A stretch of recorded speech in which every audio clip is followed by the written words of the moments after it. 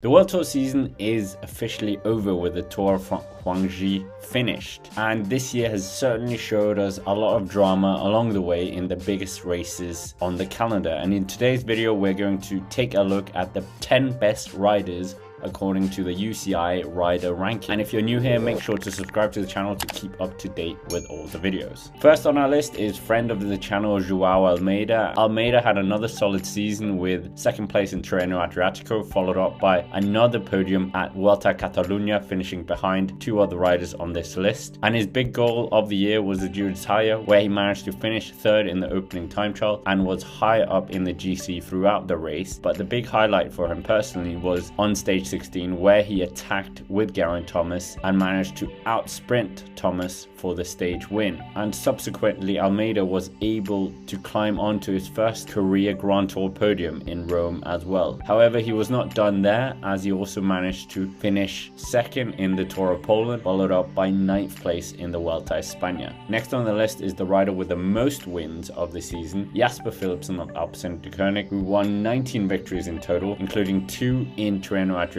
early on and the Schelde Pries. But the big highlight for him was his Tour de France, where he absolutely dominated with 4 victories coupled with his green jersey, and even in the classic season he was second in Paris-Roubaix behind his teammate, before rounding it out in the Tour of Turkey, where he dominated once again. Moving on to another UAE rider, and this time it is the transfer of the 2023 season, Adam Yates. Yates had an incredible year, finishing third in the UAE Tour, winning the final stage of Jabal Hafid, and later he won the Queen stage as well as the overall at the Tour de Romandie. Furthermore, before the Tour de France, Yates was the best of the rest at the Dauphiné, finishing second on the podium, before at the Tour de France he managed to win on the opening stage, taking the yellow jersey and keeping it until stage 5. Yates proved his worth even more in the mountains, acting as a super domestique for Tadej Pogačar, and he even managed to battle his way onto the third step of the podium, his first career Grand Tour podium. Yet he wasn't done there, as he also finished third in the Vuelta a Burgos before winning the GP Montreal and 6th in Il Lombardia. Now we come to a special rider, and it is the double world champion Mathieu van der Poel, who had not only been a force on the road but also dominated the cyclocross season at the beginning of the year. But on the road his accomplishments were huge, including winning Milan-San Remo after a perfectly timed but daring attack on the Poggio, followed by a battle in the Tour of Flanders and winning Paris-Roubaix for the first time in his career, before at the Tour de France he showed himself as a true teammate and did exceptional lead-outs for Jasper Philipsen to help him clinch that green jersey. And at the World Championships, Mathieu van der Poel dominated the road race and won in a very crazy hard edition of the championship. Mathieu van der Poel even managed to round out his road season by winning at the Super 8 Classic to celebrate for the first time in the rainbow jersey on the road. Moving on to another rider who's tasted rainbow success, and that is Mads Pedersen, who is in fact not the highest placed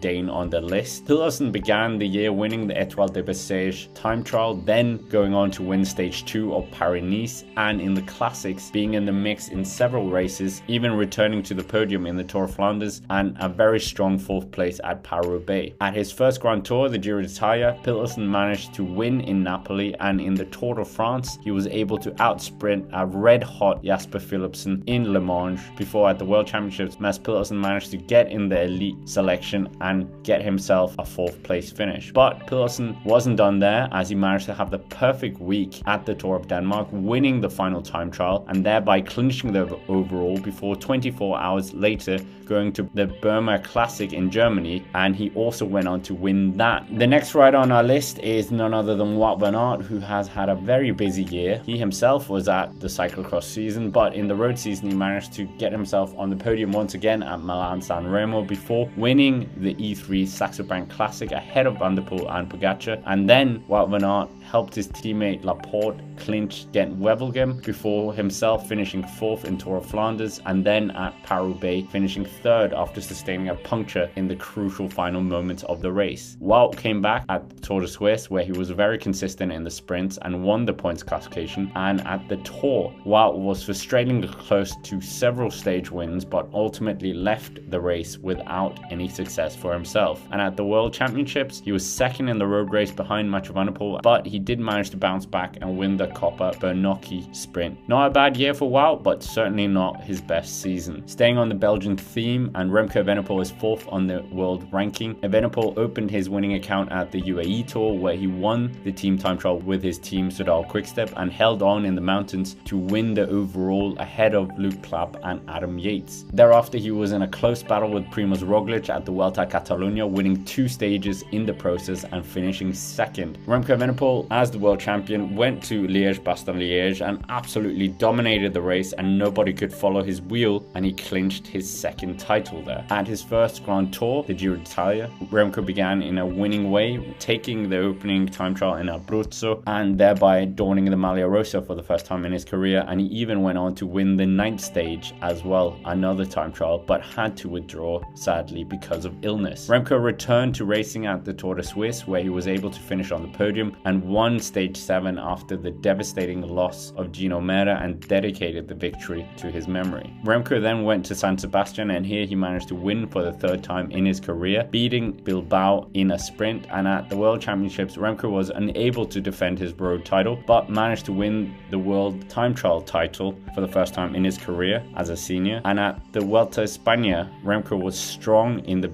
opening 2 weeks, and on stage 3 he even took the stage win before on stage 13 he had an off day and switched his focus to stage hunting, and he did this quite successfully as he managed to win on stage 14 and 18 and pick up the Mountains jersey as well. He finished the season off by finishing 9th in Il Lombardia and 2nd in the Chrono des Nations. The 3rd rider on our list is none other than Primoz Roglic, who had an incredible year, dominating Tirreno Adriatico, winning 3 stages along the way and all the classifications including the overall. And at the Vuelta a Catalunya, he managed to win 2 stages and take the overall ahead of Remco and Almeida before he headed to the Giro d'Italia. He was up there in contention before sealing the win on stage 20 in a remarkable mountain time trial, and thereby he won his first Giro d'Italia title in his career. His 2nd Grand Tour was the Vuelta a España, but before that he went to the Vuelta a Burgos, where he won 2 stages plus the team time trial with his team, winning it in the process. And he went to the Vuelta a España, where he finished 3rd overall behind his 2 teammates of Vingegaard and Sepp Kuss. But along the way, Roglic was very strong, winning 2 stages, including the infamous Angliru stage, and he rounded out his season in the Italian Classics, where he managed to finish 3rd in Il Lombardia. But prior to that, he won the Giro d'Emilia in a phenomenal style, an absolutely incredible season from the superstar, who will of course be going to Bora Hansgrohe next year. Number 2 on the list is none other than the Tour de France champion, now double Tour de France champion Vingegaard, who had an incredible year, starting out by winning Gran Camino. Then he became the first Dane to podium in Paris-Nice before he dominated the Tour of Basque Country, winning 3 stages in the process. And then in the Dauphiné, he won 2 stages and had one of the biggest margins seen in the race for 30 years. At the Tour, he was strong, taking the yellow jersey on stage 6 and keeping it all the way to Paris, clinching the win with an incredible time trial on stage 16, and became the first Dane to win 2 titles of the race. Vingegaard closed the season at the Vuelta a España, where he managed to finish 2nd on the podium to Sepp Kuss, where he even won on the Col de Tourmalet and another stage, and was 2nd on the Angliru stage as well. An incredible year for him, and we'll see where he goes next. Now coming to number 1, and this is of course Tadej Pogačar, who dominated the early season, winning the Vuelta a Andalucía before he dominated Paris-Nice ahead of Jonas Vingegaard and David Gaudu. And in the classic season, Pogačar really came into his own as he finished 4th in Milan-San Remo, 3rd in E3, and at Ronde van Vlaanderen he managed to do the somewhat impossible and drop Van der Poel and Solo to the finish before winning Amstel Gold, then winning Flèche Wallonne, and unfortunately he was denied that treble as he crashed in Liège-Bastogne-Liège. Pogačar, with that wrist injury, did manage to come back and won both the national road race and time trial in Slovenia. And at the Tour de France, despite the concern of the wrist, he still managed to win on stage 6, and he pushed Vingegaard very closely throughout the race until stage 16 in the time trial. And at the Col de la Loze, that was the breaking point, but he did manage to bounce back